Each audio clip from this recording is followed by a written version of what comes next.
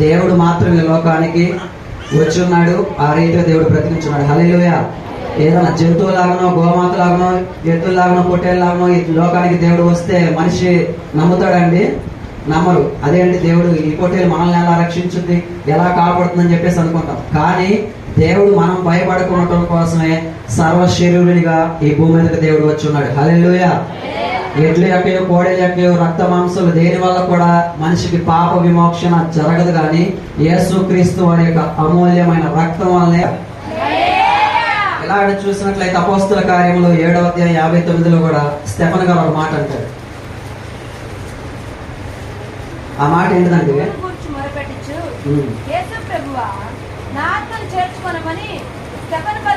ఇక్కడ చూసినట్లయితేనండి, స్టెఫెను గారిని రాళ్లతో కొట్టి చంపేసేటప్పుడు ఒక మాట అతను అన్నాడు, నా ఆత్మను నీ చేతికి అప్పగించుకున్నానని. 60వ వచనంలోకి వచ్చేసరికి ఈ పాపము ఈ వీరినందరినీ క్షమించాయని చెప్పేసి అన్నాడు. ఎందుకంటే ఇక్కడ మనం 2 మాటలు మెన్షన్ చేస్తున్నాడు. 1, నా ఆత్మను నీ చేతికి అప్పగించుకున్నాను. 2, వీరిని క్షమించాయని. వాస్తవానికి ఈ యొక్క క్షమాపణలో అక్కడ అతని మరణానికి కారణమైనటువంటి వ్యక్తి ఎవరంటే సౌలు దగ్గరే ఉన్నారు. ఎవరు? సౌలు గారు. ఏ వీధులలోనైతే మనుషుల్ని హింసించాడో, రక్తపు పాతాలతో మనుషుల్ని ఇబ్బంది పెట్టాడో, హానికరంగా ఉన్నాడో, అదే సౌలు ఒకానొక రోజుకి పౌలుగా మార్చబడ్డాడు. ఆ పౌలుగా మార్చబడటానికి కారణం అతని యొక్క సేవా సమర్పణ యొక్క దేవునికి అప్పగించుకున్నాడు. 2వది వచ్చేసరికి స్టెఫెను గారు ఆ రోజున ఆయన మాట ఏంటది? వీరిని క్షమించాయని చెప్పేసి. ఏ పౌలు గారైతే ఒకనొక రోజు ఇలా ఇబ్బందికరమైన పనులు చేస్తూ మనిషి గుండెల్లో నిద్ర లేకుండా, కంటికి ఉనుకు లేకుండా, కడుపుకు తిన్నది అరగకుండా చేస్తున్నటువంటి ఆ సౌలే దేవుని చేత పట్టబడి అపోస్తులైన పౌలుగా మారి, ఏ రోడ్ల మీద అయితే ఎవరి మనుషుల మధ్య అయితే భయంగా మనుషులు వణికిస్తూ తిరిగాడో, అదే రోడ్ల మీద చెప్పులు లేకుండా అపోస్తుల సేవ చేసినటువంటి వ్యక్తి అపోస్తులైన పౌలు గారు. హల్లెలూయా. గట్టిగా నిద్రపోతున్న వాళ్ళు కూడా గట్టిగా అల్లు చెప్పండి.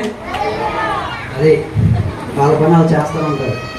కాబట్టి మనం కూడా ఎలాంటి పరిస్థితులు ఎదురైనప్పటికీ కూడా, ఎలాంటి ఇబ్బందులు ఎదురైనప్పటికీ కూడా మొదటిది దేవునికి అప్పగించుకోవాలి. ఏంటండి? మొదట దేవునికి మనం అప్పగించుకోవాలి. ఆ తర్వాత ఏదైనా కానీ సమస్యలు ఎన్నో వస్తూ ఉంటాయి, పరిస్థితులు ఎన్నో వస్తూ ఉంటాయి. రోజులై కూర్చుంటాం వేళ, అలాగనే తీరని అప్పులు, తరగని ఇబ్బందులు, ఎన్నో సమస్యలు, ఇలాంటివన్నీ ఎదురు పడతానే ఉంటాయి. అయినప్పటికీ కూడా నీ జీవితాన్ని దేవునికి అప్పగించుకో, నీ యొక్క ఆత్మని దేవునికి అప్పగించుకో. 1, నువ్వు దేవునికి దగ్గర అయ్యే కొద్దీ దేవుడు నీకు మరింతగా దగ్గర అవుతాడు. హల్లెలూయా. మనందరూ కూడా ఆరోగ్యం బాగలేనప్పుడు, ఏదైనా ఇబ్బంది వచ్చినప్పుడు గుర్తొచ్చేది ఏంటండి? మొదటిది డాక్టర్ గుర్తొస్తాడు. ఒకవేళ ఆయన వల్ల కూడా కాదంటే చేతబడే మన వాళ్ళకి గుర్తొచ్చేది అదే. ఇక డాక్టర్ వల్ల కూడా అవ్వలేదని అనుకుంటే వాళ్ళకి గుర్తొచ్చేది ఏంటంటే అంతరాలు వేసేవాళ్ళు, తాయతలు కట్టేవాళ్ళు, మంత్రాలు వేసేవాళ్ళు. ఇది వాళ్ళకి గుర్తొచ్చేది. వాస్తవానికి ఏ దారాలు, ఏ శక్తులు, ఏ 3 రంగుల దారాలు, 4 రంగుల దారాలు ఏవి నేను కాపాడలేవు. అన్ని జనులు చేసే పిచ్చి పనులలో అదొక పని. మన వాళ్ళలో కూడా కొంతమంది ఉంటారు, వాళ్ళ క్రైస్తవులని కూడా అనలేము మనం. ఎందుకని? వాళ్ళు అలా కట్టుకుంటే వాళ్ళు క్రైస్తవులు అవుతారా? మన వాళ్ళు ఇక్కడ కూడా చాలా మంది ఉండే ఉంటారు అని నా ఉద్దేశం. అవునా కదా? చేతికి ఒక దారం, కాలికి ఒక దారం. కాళ్ళలో కూడా ఎడం కాలికి మళ్ళీ ఎందుకు? అది ఎంత మటుకు రక్షిస్తుంది వాళ్ళని? అది రక్షించేటట్లేదు. మరి యేసుక్రీస్తు గారి ప్రాణం పెట్టడం ఎందుకండి? కాబట్టి ఎవరి ఏది కూడా మనల్ని రక్షించలేదు. కానీ యేసుక్రీస్తు గారి యొక్క రక్తము వలన మాత్రమే మనకి విమోచన కలుగుతుంది. హల్లెలూయా.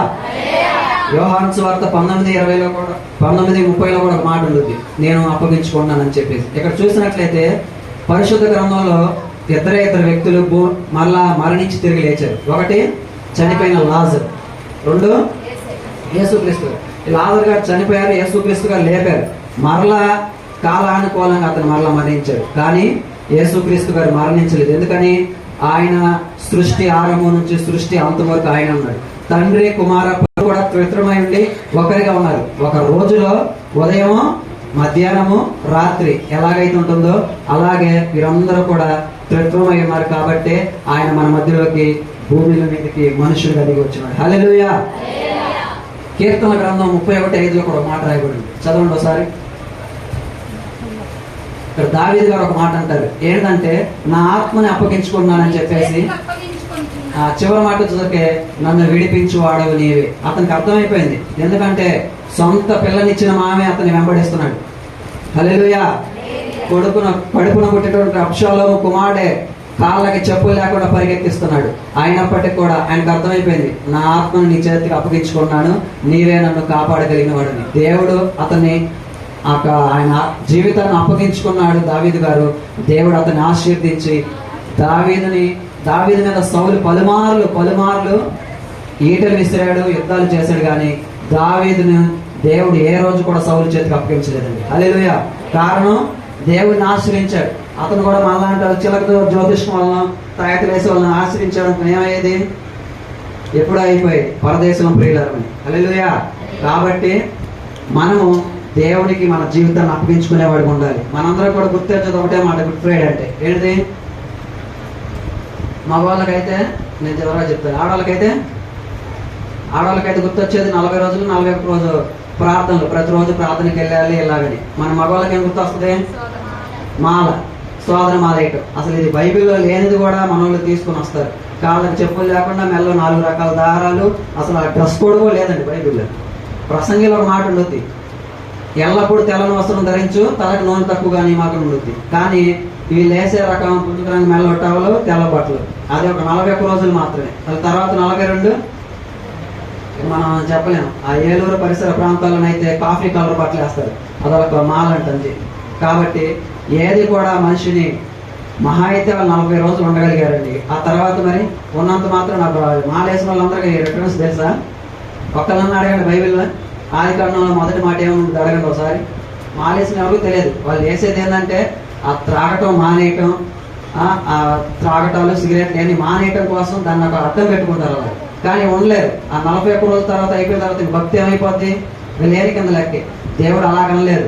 జీవితాంతం కూడా మనం దేవునికి సమర్పించుకుని జీవించే వారికి ఉండాలి. ఒక నిజ క్రైస్తవుడు ప్రతిరోజు ప్రార్థన చేయాలి, ప్రతిరోజు బైబిల్ చదవాలి, దివారాత్రులు దేవుని దగ్గర ధ్యానించాలి. దానియేలులో రాయబడుతుంది, నిత్యము అనుదినము నువ్వు సేవించుచున్న నీ దేవుడు నిన్ను కాపాడలేడా అని. కాపాడాడు అదే రీతిగా. కాబట్టి దేని వలన కూడా మనకి విమోచన కలగదు. కానీ ఒక క్రైస్తవుడు ప్రతిరోజు క్రైస్తవుడిగానే ఉండాలి. 40 రోజులు దేవుడు చెప్పలేదు, 7 రోజులు ఉండు, 30 రోజులు ఉండు, సంవత్సరం వరకు చెప్పాడండి. కంఠంలో ప్రాణం ఉన్నంత వరకు కూడా మనం దేవుని కొరకు జీవించే వరకు ఉండాలి. హల్లెలూయా. దైవ సేవకులు గారు అయితే అనుదినము బలిపీఠం